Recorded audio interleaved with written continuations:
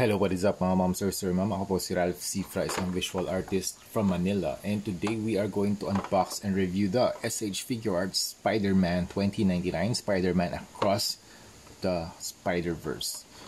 Yan. So ito yung packaging in the front. So you have the window type packaging here so you can see the figure. Okay din yung ano nila dito, yung technique nila on how to do packaging things. Hindi lang siya buong window. Meron din silang, excuse me, meron din silang layout na dito yung design nila. So you have the logo of the Spider-Man, Across the Spider-Verse logo, Tamashinations quality sticker, logo of the Machinations, and Bandai, the lower right. And then you have the illustration of Spider-Man 2099, Bandai Namco upper right, Marvel logo up lower left, and then you have the text here, shot of the action figure. Sa likod, more dynamic poses, features. And then you have the dimensional travel watch para kay Gwen. And then you have the cape. Ang ganda ng cape niya. And then the web shooters.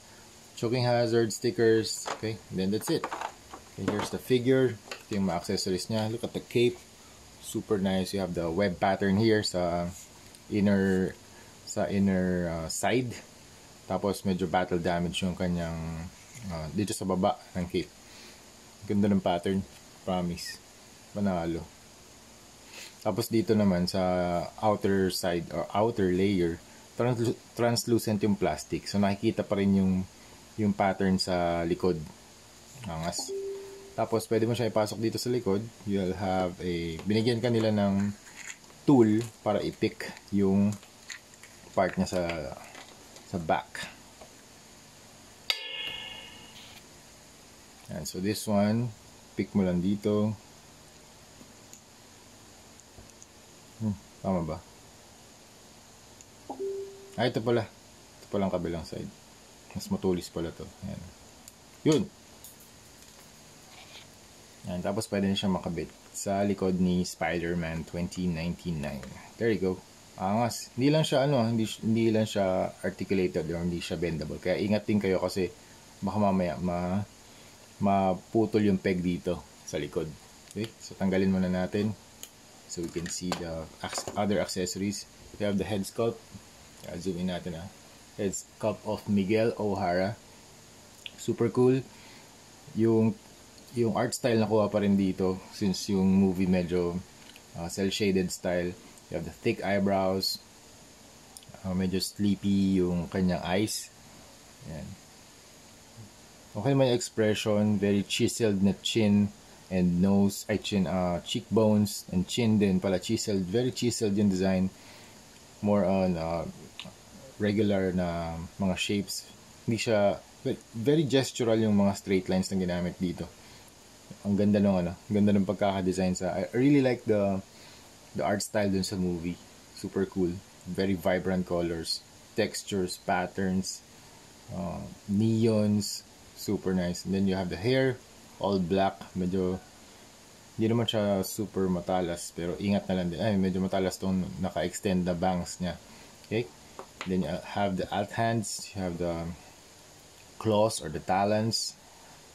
Tapos you have the open hands. Ayan. Ayan. Natin. Ayan. Open palm hands. Ayan. Tapos yung red, yung inside ng palm niya, red. Dito sa labas, you have the blue and the red combination. Tapos may mga patterns din. Then you have the web shooters. Ang ganda ng web shooters niya. Hindi siya yung traditional na web shooters na white. Tapos coiled. Ito, very regular, very straight lines. Very geometric. Ito yung dimensional time warp travel watch ni Gwen. Yan. So, ito naman yung dimensional travel watch ni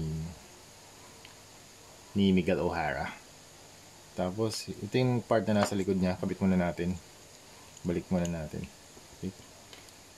Okay, proceed na tayo sa action figure. Okay, what I really love dito sa action figure na to ay yung pattern. Grabe. Tingnan nyo yung mga geometric patterns. Super, super nice. All over the body. Grabe. Dito rin, pati sa kanyang claws or armor fins. Super nice. Grabe. Super deep na, yung iba malalalim Tapos yung iba naman na pattern naka-emboss. So mix siya ng sculpted at saka ng embossed na patterns. Sa head sculpt, you can see the very, kuha tayo ng pagturo. Sobrang angas nung design ng kanyang eye na outer line. Eye shape siya pero matalas yung line dito pababa tsaka dito sa upper part. Yan. Tapos you have the overall color scheme niya ay red and blue. Yung blue niya parang may indigo na hue. Parang nasa indigo range siya. Yung red niya, ito primary red. Ito parang may hue ng orange. Konting-konti lang. Yan. Very nice design. Medyo malaki lang yung gap dito sa shoulders. Pero that's okay. Mas articulated kasi yung figure na to. Super cool. And then you have the gaps here sa kanya neck. Tapos, design is very nice. Very reminiscent of the movie.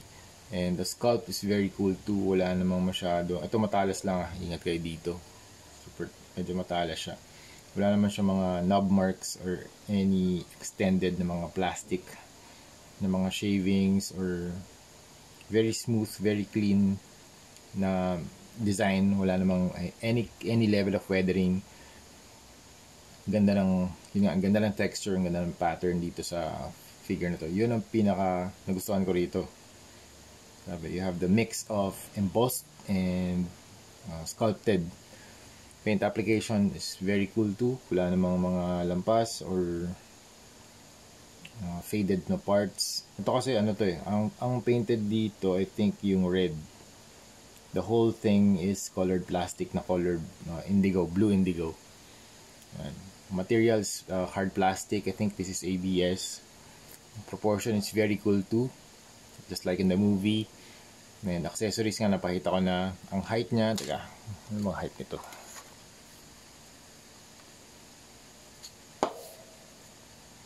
Around 7 inches tall. There you go. 7 inches tall. Yeah. Okay, punta tayo sa details. You have the head. Very cool shape of the head. May malaking gap lang dito. Okay, for better articulation kasi. Okay. Tapos you have the neck. May pattern din. You have the shoulders. Chest. Ganda ng logo. The Spider-Man logo. Tapos you have the shoulders. Red shoulders. Tapos dito sa biceps niya, you have the blue. Tapos meron ding red part dito na sharper design. And then yung Spider-Man logo nag-extend dito sa kanyang abs or stomach. Tapos you have the blades, very long blades, grabe. The arm blades very nice. Ganda ng pagkakasculpt dito. Hindi siya nabe-bend. Straight pa rin siya. Super nice na manufacturing techniques. Kasi usually pag ganyan kahaba yung plastic, nagbe-bend na siya. Pero more on more on harder plastic than yung soft rubber plastic na nakukuha natin from McFarlane Toys. Yan. Then you have the waist. Okay naman, you have all blue here, seamless. Then you have the kneecaps and the knees. Tapos meron lang red detail dito. Yan, parang nag-apply sila ng wash over the blue. Yan, nakikita ko rin yung pagka-apply nila dito, nagkaroon din ng red na hue yung detail dito sa kanyang knees or shin. Then you have the thin legs. May articulation. Oh, okay, nice. Ang ganda rin ng ilalim ng paa niya, red. Okay, let's go to the articulation. Head up, down. Up, down. Teka, zoom out na tayo. Okay, up, down, 360. Okay, left. Oh, ganda. Oh, grabe. Tilt. Okay, move forward, backward. Nice. Tapos you have the chest rotation. May nakita ko sa YouTube na nag-research din ako kung anong itsura ni 2099, and they are modding this dito yung joint dito sa kanyang chest.